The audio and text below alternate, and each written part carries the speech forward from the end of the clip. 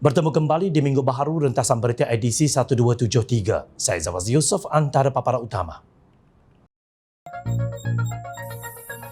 Siapa sebenarnya yang diktator?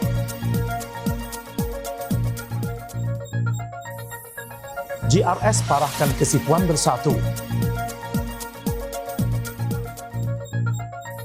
Usah politikkan usaha SAR di Batang Kali. Perlukah ahli lembaga pengarah yang ramai?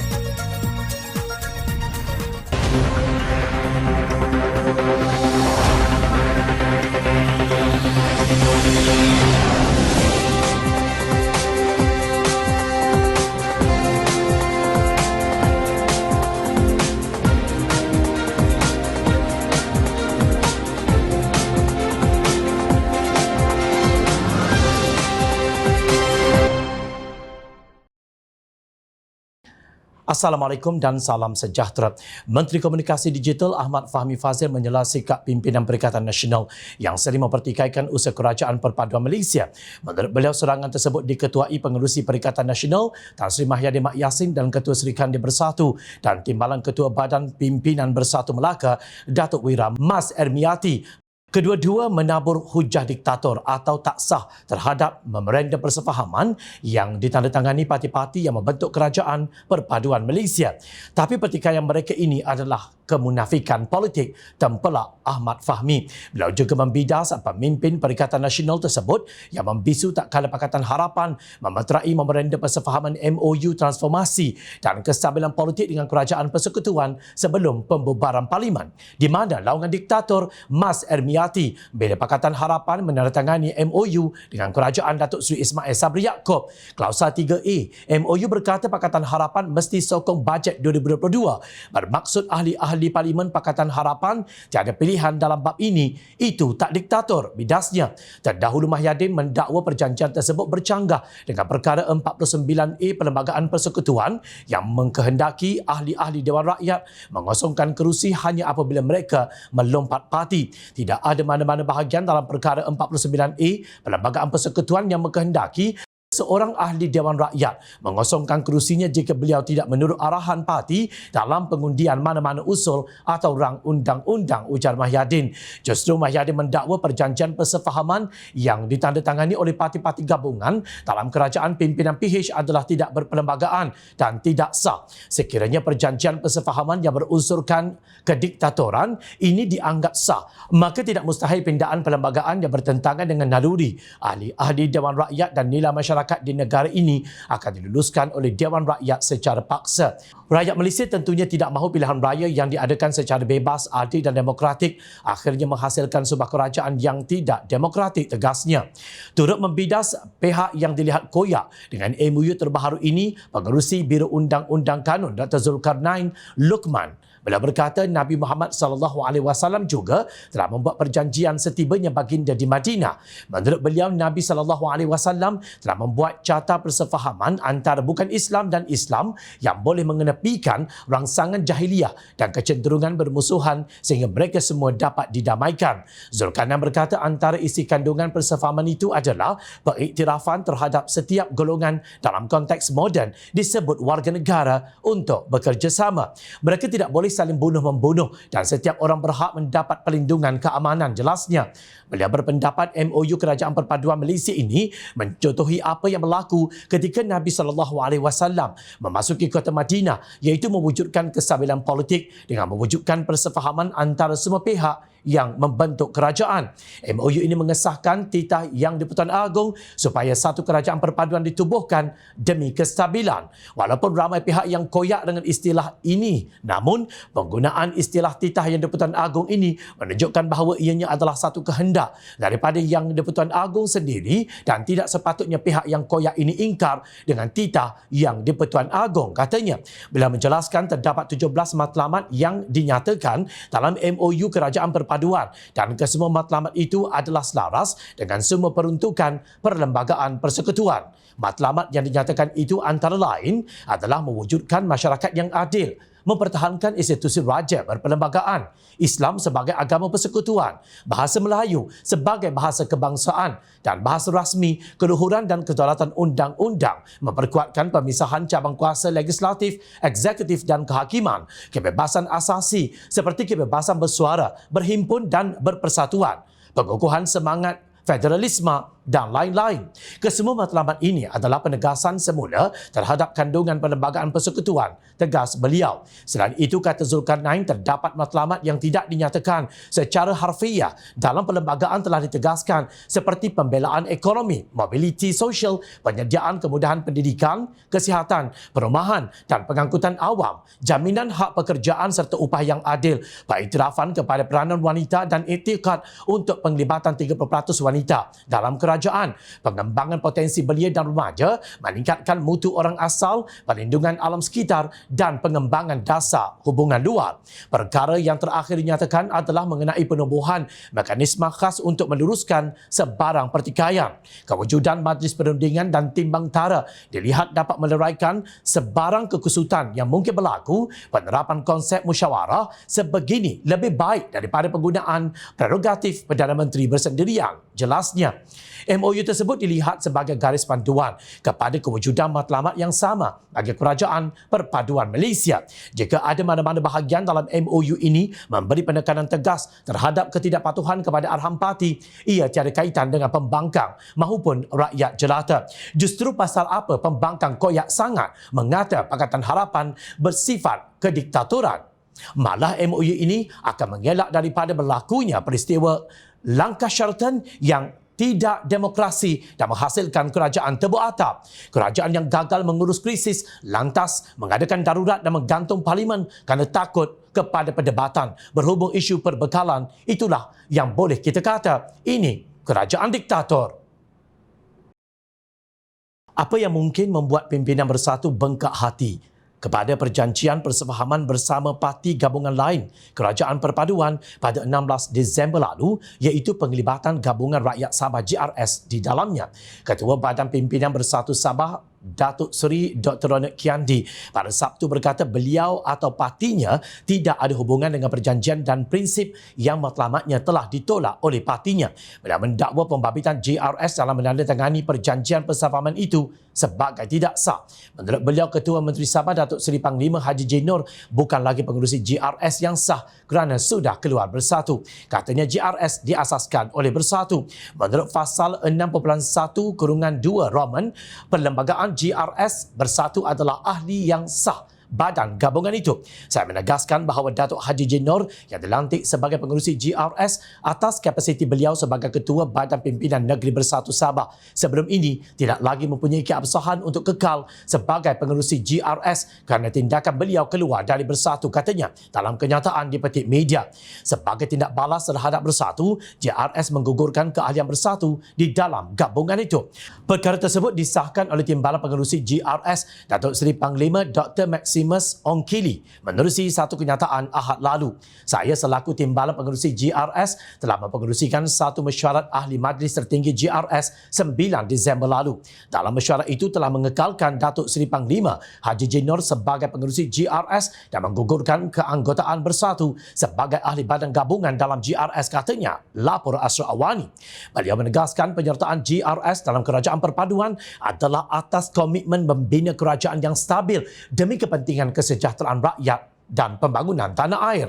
GRS yang sebelum itu menyokong pengerusi Perikatan Nasional PN Tan Sri Mahyadi Mak Yassin sebagai Perdana Menteri ke-10 U-turn setelah gabungan Parti Sarawak GPS serta parti lain tidak lagi menyokong gabungan tersebut. Ini susulan penolakan Mahyadin terhadap titah Yang di-Pertuan Agong Al-Sultan Abdullah dan Ayatuddin Al-Mustafa Billah Shah supaya membentuk Kerajaan Perpaduan bersama Pakatan Harapan. Pengerusi Pakatan Harapan PH Datuk Seri Anwar Ibrahim bersetuju dengan konsep kerajaan perpaduan yang dicadangkan oleh Yang di-Pertuan Agong yang juga dipersetujui oleh pengerusi Barisan Nasional Datuk Seri Ahmad Zahid Hamidi menjadi Perdana Menteri. Amarah Mahyadin selaku Presiden Bersatu maupun kekesalan Ketua Armada Bersatu Nasional Wan Ahmad Faisal Wan Ahmad Kamal kini dibakur sampahkan sahaja oleh kepimpinan GRS Sabah.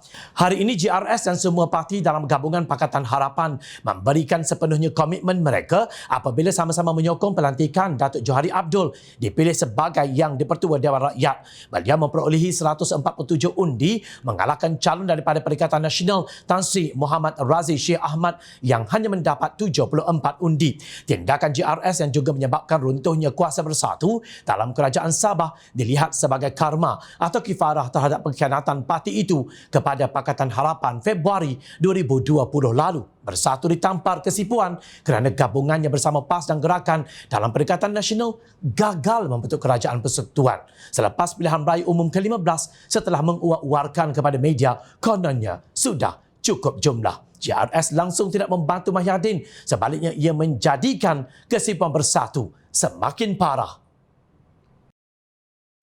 Peristiwa tanah runtuh di tapak perkhemahan Fathers Organic Farm Batangkali amat menyedihkan. Tentu ramai yang mata masuk habuk apabila membaca atau melihat beritanya.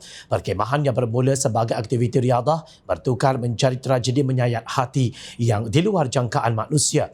Bencana tidak mengenal mangsa, tak kira bangsa dan agama.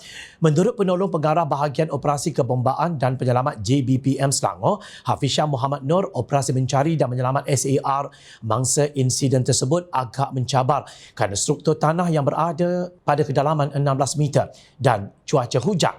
Struktur tanah yang asal kini telah mencecah 16 meter yang tertinggi direkodkan dan keadaan tanah menjadi lembik dan becak. Namun di kawasan itulah kita akan berusaha untuk membuat pencarian. Kita akan korek sehingga mencecah dasar. Jelasnya pada sidang media Isnin. Beliau menambah bahawa operasi pencarian pada Isnin akan menumpukan di sektor yang masih belum digali kerana tiada lagi penemuan baharu setakat operasi yang berlangsung sejak Ahad. Kita harap usaha ini membuahkan hasil kerana kita dah usaha seharian semalam. Malangnya, tiada lagi penemuan, ujarnya. Pihaknya turut menggerakkan sebanyak 8 jentera pengorek bagi membantu memudahkan operasi SAR. Menurut beliau, seramai 135 anggota ditempatkan di lapangan dengan kerjasama pelbagai agensi untuk mencari 9 lagi mangsa yang belum ditemui. Kata Hafizah, pegawai keselamatan turut ditempatkan di lokasi kejadian bagi memantau risiko anggota yang terlibat dalam operasi SAR sebagai langkah keselamatan. 2 hari yang lalu, Ketua Polis Negara Tan Sri Akri Sani Abdullah Sani berkata pihak JBPM yang mengetuai operasi berkenaan akan menentukan siapa akan dibenarkan masuk ke kawasan pencarian untuk membantu mereka. Kalau tidak, ia akan menyebabkan keadaan lebih kucak-kacir kerana kawasan pencarian yang luas, tegasnya. Menurut beliau, sukarelawan dan badan bukan kerajaan NGO tidak dibenarkan berada di kawasan insiden tanah runtuh tersebut kerana tidak sesuai bagi orang awam berada di lokasi pencarian. Sebelum itu, pengarah bahagian operasi Agensi Pengurusan Bencana Negara NAKMA, Datuk Muhammad Khairi Khairuddin berkata alat pengesan Ground Penetrating Radar atau GPR turut digunakan bagi membantu operasi SAR. Begitulah pasukan penyelamat berusaha bersungguh-sungguh mencari mangsa tanah runtuh termasuk beberapa ekor hero yang tidak didendangkan, iaitu anjing unit pengesan atau K9 yang turut bertungkus lumus dalam operasi tersebut sejak Jumaat lalu.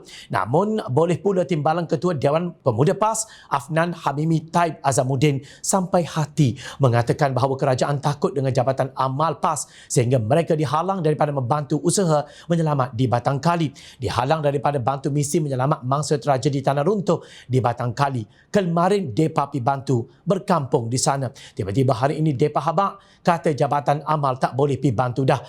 Yang halang tu orang politik, bukan bomba. Bomba APM, polis, mereka semua okey. Dakwanya dalam satu hantaran di Facebook. Afnan Hamimi, tolonglah matang sedikit apabila berbicara. Sesuai dengan gelaran ustaz yang ada pada diri anda, yang kini sudah bergelar YB. Jangan hanya tahu memfitnah sahaja. Tidakkah anda membaca kenyataan pihak profesional SAR yang melarang penglibatan NGO, bukan sahaja unit amal, demi keselamatan mereka? Kalau ada antara ahli politik yang melarang penglibatan mana-mana NGO, mereka juga mengambil nasihat daripada pihak SAR. Janganlah mempolitikkan bencana alam ini. Tidakkah ada rasa kasihan kepada mangsa dan keluarga mangsa yang mengharapkan usaha SAR dapat berjalan dengan lancar tanpa campur tangan NGO yang boleh menjadikan suasana menyelamat lebih kucar-kacir? Kalau anda atau PAS memiliki alat GPR atau jentolak pinjamkan sahaja alat tersebut kepada JBPM dan NADMA kerana mereka adalah pihak profesional yang sudah dipertanggungjawabkan untuk melakukan operasi mencari dan menyelamat. Kebijaksanaan wajib dikongsi tetapi kebebalan tolong simpan sendiri. Penamatan lantikan politik bagi jawatan untuk Badan Berkanun Persekutuan atau Federal Statutory Bodies FSB, Syarikat Menteri Keuangan diperbadankan MOF, Syarikat Berkaitan Kerajaan GLC dan Syarikat Pelaburan Berkaitan Kerajaan GLIC adalah amat dialu-alukan. Perdana Menteri Datuk Seri Anwar Ibrahim telah memutuskan pengerusi dan ahli lembaga pengarah lantikan politik ditamatkan perkhidmatan serta-merta Rabu lalu. Namun budaya lantikan politik ini sudah mencengkam kementerian-kementerian berkenaan sekian lama sehingga ia menjadi sukar untuk dirungkai. Surat penamatan lantikan politik yang dikeluarkan pada minggu lalu sewajarnya menjadi titik permulaan bahawa selepas ini tiada lagi ahli Dewan Undangan Negeri maupun ahli parlimen yang menduduki kerusi tertinggi agensi atau syarikat berkenaan. Sekurang-kurangnya dielakkan pemimpin politik yang lantik menjadi pengerusi atau timbalan pengerusi GLC dan GLIC. Jom channel melihat apa yang amat ketara terang bagai siang yang disinari suria. Pemimpin politik itu tiada kelayakan, kebolehan, pengalaman maupun karisma untuk memimpin organisasi yang diamanahkan.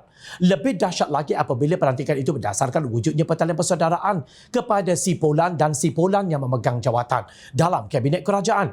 Namun tidak dapat dinafikan bahawa amat sukar mencari individu yang berkelayakan, akademik dan pengalaman untuk menerajui sebuah institusi separa autonomi ini yang tiada afiliasi politik. Akibatnya, individu yang sama dihantar dari satu organisasi ke satu organisasi. Malangnya, individu itu membawa budaya lama yang terpakai dalam organisasi atau institusi terdahulu ke dalam struktur baharu yang diterajuinya. Lalu berjangkitlah penyakit yang dideritai organisasi atau institusi terdahulu itu ke dalam struktur yang dijajahnya itu, umpama COVID-19 yang beranak pinak dengan varian-varian baharu kebejatan tak diurus. Paling mengecewakan apabila kerajaan baharu memecat atau menekan orang yang telah menjalankan tugas yang efisien kerana afiliasi politik yang berbeza. Trend ini berlaku begitu berleluasa apabila Putrajaya bertukar tangan tanpa menerusi pilihan raya. Jawatan dalam institusi atau organisasi ini menjadi ghanimah dalam apa yang dinamakan sebagai scheme of things yang menonjol apabila Perikatan Nasional merampas kuasa secara tebuk atap Februari 2020. Dalam pada itu, rakyat terpinga-pinga apabila pemimpin UMNO Kelantan, Datuk Ahmad Jazlan Yaakob, dilantik semula sebagai pengerusi Lembaga Penyatuan dan Pemulihan Tanah Felkra. Timbalan Perdana Menteri Datuk Seri Ahmad Zahid Hamidi dipetik sebagai berkata, keputusan itu dibuat selepas mengambil kira kehendak perwakilan koperasi peserta-peserta Felkra Malaysia Berhad. Saya tak boleh untuk tak setuju untuk memberikan kepercayaan semula kepada Datuk Ahmad Jazlan, ujar Ahmad Zahid di petik media. Felkra Berhad ialah sebuah FSB yang dimiliki sepenuhnya oleh Menteri Keuangan diperbadankan dan di bawah saliaan Kementerian Pembangunan Luar Bandar yang kini bernama Kementerian Kemajuan Desa dan Wilayah. Sekarang jika kita beri pengecualian kepada Ahmad Jazlan, memandangkan beliau sudah bukan ahli Dewan Rakyat lagi, adakah trend ini akan menjangkiti institusi dan organisasi lain? Bagaimana jika profesional yang sangat berbakat yang mampu merubah prestasi sebuah GLC, GLIC itu kebetulan penyokong kerajaan yang memerintah? Adakah mereka juga patut dipinggirkan demi mencari yang non-partisan atau tidak berparti?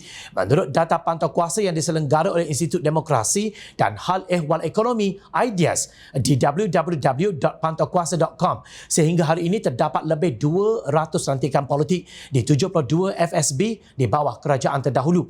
Inilah cabaran besar bagi Perdana Menteri yang juga memegang jawatan Menteri Keuangan. Ini kerana kita maklum bayaran dan allowance ahli lembaga pengarah membabitkan wang pembayar cukai. Namun apa yang diharapkan kerajaan mengelak daripada mengulangi perbuatan lantikan politik sebagai imbalan untuk sokongan sehingga keahlian lembaga pengarah menjadi buncit dan tidak setara dengan kerja yang dihasilkan. Jadikan saiz kabinet yang kecil ini sebagai langkah pertama ke arah mengecilkan saiz ahli lembaga pengarah syarikat milik MOF, GLC dan GLIC, termasuk ahli lembaga pengarah atau ahli senat universiti-universiti. Kita perlu ahli lembaga pengarah yang cekap juga amanah, bukan ramai tetapi hanya sampah. Ingat, rakyat sentiasa memerhati. Teruskan bersama kami di Jom Channel dan layari portal jomchannel.net untuk mendapatkan berita politik tanah air. Saya Zawazir Yusof, terima kasih untuk perhatian. Assalamualaikum, salam sejahtera, jumpa lagi.